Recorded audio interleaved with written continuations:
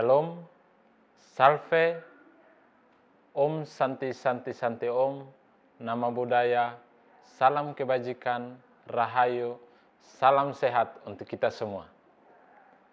Selamat pagi Bapak Ibu Asesor dalam sertifikasi gelombang 1 tahun 2026. Perkenalkan, nama saya Juandri Seprianto Tusi. Saya merupakan salah satu dosen di program studi ilmu keperawatan dan sebagai dosen tetap di Stikes Maranatha Kupang.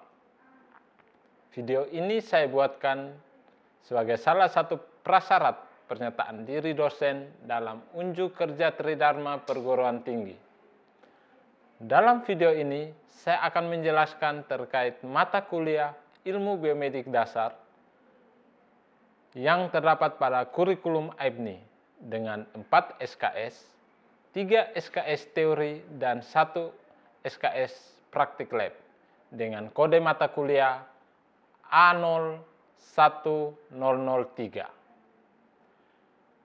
Deskriptif mata kuliah ini merupakan bagian dari kelompok ilmu dasar yang membahas tentang konsep biologi, fisika, biokimia, gizi, dengan memperhatikan lingkungan dan etika dan keilmuan, serta konsep-konsep anatomi fisiologi dalam mempertahankan hemostasis tubuh.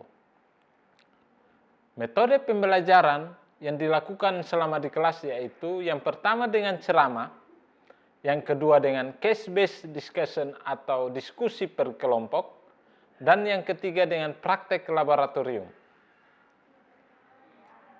Untuk CPMK atau capaian mata kuliah dari mata kuliah ilmu biomedik dasar, yaitu yang pertama, bertakwa kepada Tuhan Yang Maha Esa, menunjukkan sikap profesional, prinsip etik, perspektif hukum dan budaya dalam keperawatan yang berlandaskan kasih. Ini merupakan visi misi seperti visi misi Stikes Maranatha Kupang, yaitu dengan berlandaskan kasih. Yang kedua, CPL yang kedua adalah mampu menguasai keterampilan umum pada bidang keilmuan. Dan CPL yang ketiga yaitu mampu meningkatkan keahlian profesional di bidang keperawatan melalui pembelajaran seumur hidup. Untuk pokok materi pembelajaran mata kuliah ini, yaitu yang pertama biologi sel dan konsep genetika, yang kedua biolistrik pada tubuh manusia, yang ketiga struktur dan fungsi tubuh manusia secara umum, dan yang keempat konsep biolistrik, kelima lengkung refleks, dan yang keenam keseimbangan cairan dan elektrolit. Untuk pembelajaran ini ditempuh selama 16 kali pertemuan, 14 kali tatap muka baik secara luring, daring, dan 2 kali untuk UTS dan UAS. Untuk sistem penilaian pada mata kuliah ini berupa yang pertama dalam bentuk, yaitu yang pertama tugas, praktik lab, ada UTS, UAS, dan sikap. Untuk instrumennya, untuk tugas ada lembar penilaian, untuk praktik lab sesuai dengan SOAP, untuk UTS ada dan UAS ada soal, dan sikap ada lembar penilaian. Untuk bobotnya, tugas diberi bobot 20, praktik lab diberi bobot 20, UTS 20, UAS 20, dan sikap 20. Dan total ada 100%. Untuk referensi yang bisa dicari oleh mahasiswa dari jurnal dan buku, yaitu yang pertama ada Martin Snat, Fundamental of Anatomy and Psychology. Yang kedua ada Linda C. Maria, ada Biokimia, Nutrisi, dan Metabolisme. Yang ketiga ada Cameron R. John, yaitu ada Fisika Tubuh Manusia. Yang keempat Genom WF, yaitu dengan judul Buku Ajar Fisiologi Kedokteran. Yang keenam ada Fadila dan Erida, ada buku saku keperawatan klinik. Keenam ada Saifuddin anatomi fisiologi untuk mahasiswa, dan yang terakhir Pierce and Evelyn, anatomi dan fisiologi manusia untuk paramedik. Demikian secara singkat saya membahas tentang ilmu biomedik dasar dan perkenalan diri secara singkat. Terima kasih, shalom, salve, om santi santi santi om, nama budaya, salam kebajikan, salam sehat untuk kita semua. Oke, selamat siang untuk kita semua. Oke, untuk ilmu biomedik dasar di pertemuan pertama kita akan membahas sedikit tentang biologi sel dan konsep genetika. Nah, untuk itu mungkin ada yang bisa memimpin kita dalam doa, saya persilahkan. Mari kita satu dalam doa. Segala ungkapan syukur kami naikkan hadirat ya Tuhan, karena begitu kasih dan cinta-Mu Engkau menjaga kami dari pagi hingga pada saat sore hari ini. Di mana pada saat sore hari ya Tuhan, kami akan memulai proses belajar mengajar kami. Engkau bersama-sama dengan kami dari awal pertengahan hingga kami akhiri dengan baik. Ini doa kami ya Tuhan, haleluya, amin. Oke, terima kasih. Kita mulai dalam materi yang pertama, pertemuan yang pertama. Untuk biologi sel dan konsep genetika ada 4 SKS, 3 teori dan 1 praktik lab. Untuk pertemuan pertama biologi sel dan konsep genetika yaitu ada CPMK. CPMK adalah penguasaan mahasiswa. Sampai di mana penguasaan mahasiswa? Nah, penguasaan mahasiswa yang pertama itu menguasai konsep pendidikan kesehatan dan fungsi tubuh pada manusia secara umum. Jadi teman-teman dapat menguasai fungsi tubuh secara umum dan untuk pendidikan kesehatannya. Yang berikut untuk kasus. Nah, ini saya berikan 2 buah kasus. Nanti terakhir saya akan menanyakan jawaban dari kasus tersebut.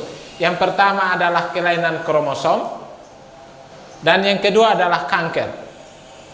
Oke, kita lanjut ke materi. Nah, untuk materi, pengertian dari sel adalah unit atau struktur dan fungsi terkecil dari makhluk hidup. Semua proses kehidupan mulai dari respirasi hingga reproduksi diatur di dalam sel. Jadi, contohnya dari kandungan ibu kamu itu dibentuk dari sel menjadi seorang manusia. Ini adalah gambar dari sel tersebut. Kita lanjut lagi.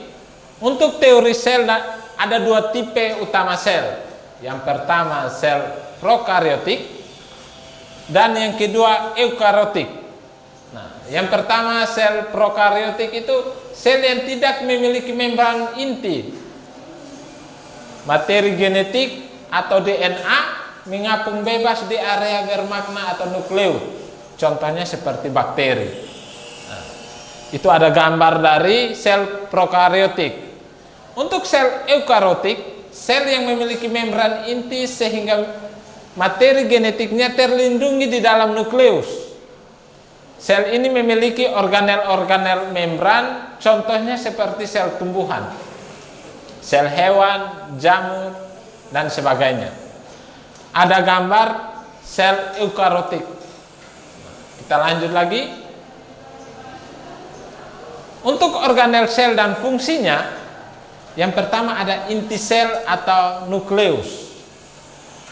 Fungsinya pusat kendali sel, menyimpan informasi genetik atau DNA dan mengatur seluruh aktivitas sel. Jadi nukleus atau inti sel itu dia yang mengatur bagaimana menyimpan informasi dan mengatur seluruh aktivitas sel. Sel akan berkembang, dia yang mengatur. Inti sel yang mengatur atau nukleus yang mengatur. Ini adalah gambar dari inti sel. Nah, lanjut lagi. Untuk mitokondria. Fungsi dari mitokondria adalah respirasi seluler dan menghasilkan energi atau ATP. Atau dijuluki the powerhouse of the cell. Nah, ini contohnya seperti ini. kita melakukan lari, kita jogging kecil. Biasanya kita lari di bandara itu kita lari. Nah, kita menghasilkan energi atau ATP, kan kita lari harus ada tenaga yang kita hasilkan. Nah, itu mitokondria ini yang menghasilkan energi dari ATP yang kalian makan. Contohnya kalian makan nasi diubah menjadi ATP dan membentuk energi. Contohnya seperti itu. Ini adalah gambar dari mitokondria. Untuk ribosom, yaitu fungsinya tempat sintesis atau pembuatan protein dan bisa menempel pada retikulum endoplasma atau RE, kasar atau melayang bebas. Nah, itu adalah contohnya. Dia ada yang melayang dan ada yang menempel pada retikulum endoplasma. Kita lanjut. Untuk retikulum endoplasma atau transportasi protein. Jadi dia yang membawa protein ke seluruh tubuh. Jadi contohnya seperti kamu berjalan dari kosan sampai ke kampus, kamu menggunakan kaki, atau kamu pergi ke tempat yang jauh, kamu menggunakan motor, itu adalah transportasi. Nah, ini retikulum endoplasma adalah transportasi protein yang dia membawa protein ke seluruh bagian tubuh. Ini adalah gambarnya. Untuk yang berikut yaitu badan Golgi. Fungsinya untuk memodifikasi, mengemas dan menyortir protein untuk dikirim ke seluruh tubuh. Dia memberikan kepada retikulum endoplasma untuk mengirim ke seluruh tubuh. Nah, dia mengemas. Contoh seperti ini, kalian membeli barang di Shopee atau TikTok Shop, itu biasanya orang kemas, terus orang menyortirnya, baru diberikan kepada kalian, dikirim, diberikan kepada kalian. Nah, ini badan Golgi tujuannya seperti itu. Ini adalah gambar dari badan Golgi dalam sel. Nah, ini untuk pembelahan sel, yaitu terdiri dari dua. Yang pertama mitosis, dan yang kedua meiosis. Nah, itu adalah ada gambarnya. Kalau mitosis menghasilkan dua sel anakan yang identik dengan sel induknya, berfungsi untuk pertumbuhan, perbaikan jaringan tubuh yang rusak, dan reproduksi aseksual. Ini contohnya seperti ini. Untuk memperbaiki jaringan tubuh yang rusak, contohnya kamu berkendara terus jatuh motor, ada luka yang terbuka. Nah, itu fungsi dari mitosis. Dia akan membelah dan menyembuhkan luka kalian. Itu contohnya. Untuk meiosis menghasilkan 4 sel anakan dengan jumlah kromosom setengah dari induk atau haploid, terjadi pada pembentukan sel kelamin, sperma, dan sel telur. Nah, kalau untuk sel sperma terdapat pada laki-laki, kalau sel telur terdapat pada perempuan. Oke, kita lanjut. Untuk konsep dasar genetik. Nah, untuk komponen utama pewaris sifat. Nah, genetik itu biasanya orang sebut dengan pewaris sifat. Nah, ada dua, yaitu kromosom, yaitu struktur membentuk benang padat di dalam nukleus yang membawa materi genetik. Manusia memiliki 46 kromosom atau 23 pasang. Jadi setiap manusia yang normal itu dia memiliki 46 kromosom dan 23 pasang. Untuk DNA, asam nukleot berantai ganda atau double helix yang membawa instruksi genetik lengkap untuk menjalankan fungsi tubuh.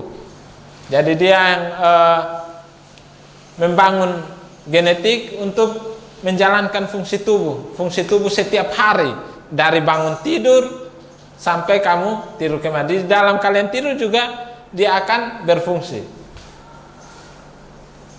Untuk gen atau segmen tertentu pada DNA yang menyediakan sifat spesifik, misalnya warna mata, jenis rambut, dan golongan darah. Gen adalah unit struktur terkecil. Nah, ini contohnya seperti jenis rambut. Contoh saya menikah dengan perempuan yang berambut lurus, saya ombak, berarti anaknya ya pasti akan ikut antara berambut ombak atau berambut lurus. Tidak mungkin dia keriting, itu tidak mungkin. Atau golongan darah. Contoh saya bergolongan darah A, istri saya bergolongan darah A juga, berarti anak kami akan keluar dengan bergolongan darah A atau golongan darah O. Tidak mungkin dia akan bergolongan darah B, AB, itu tidak mungkin. Kalau dilihat dari genogram 3 generasi, ya pasti ada mengikuti kakeknya, neneknya dari kedua orang. Itu seperti itu contohnya. Untuk hukum pewaris atau sifat Mendel ini ditemukan oleh George Mendel atau bapak genetik. Dia merumuskan ada 2, yaitu yang pertama hukum 1 Mendel, segresi bebas pada pembentukan gamet atau sel kelamin. Pada pasangannya memisah secara bebas hingga setiap gamet hanya memiliki 1 alel saja. Yang kedua hukum Mendel 2, yaitu asortasi bebas, gen-gen dari sifat yang berbeda dengan gabungan secara bebas saat membentuk individu baru. Berlaku untuk persilangan dengan 2 atau sifat berbeda atau lebih. Ini adalah contoh gambarnya. Nah, tadi di awal saya sudah memberikan sebuah kasus. Mungkin ada yang bisa menjawab kasus dari sindrom Down dan kanker. Saya persilahkan, mungkin ada. Baik, di sini saya akan menjawab dari kasus yang pertama, yaitu terjadi akibat gagal berpisah saat pembelahan sel meiosis menyebabkan individu memiliki 3 salinan kromosom 21 alih-alih 2. Oke, nah saya akan menyempurnakannya. Jadi tadi saya berbicara tentang kita memiliki 23 kromosom. Nah ini berarti dia punya kromosomnya kurang, hanya cuma 21. Jadi dia terkena sindrom Down atau penyakit sindrom Down. Yang kedua, mungkin ada yang bisa menjawab lagi yang kanker, kasus kanker, saya persilahkan. Oke, mungkin ada yang bisa menjawab kasus yang kedua tentang kanker, saya persilahkan. Oke, silakan. Ya, jadi jawaban kuis yang kedua yaitu penyakit ini merupakan kegagalan regulasi sirkulasi sel.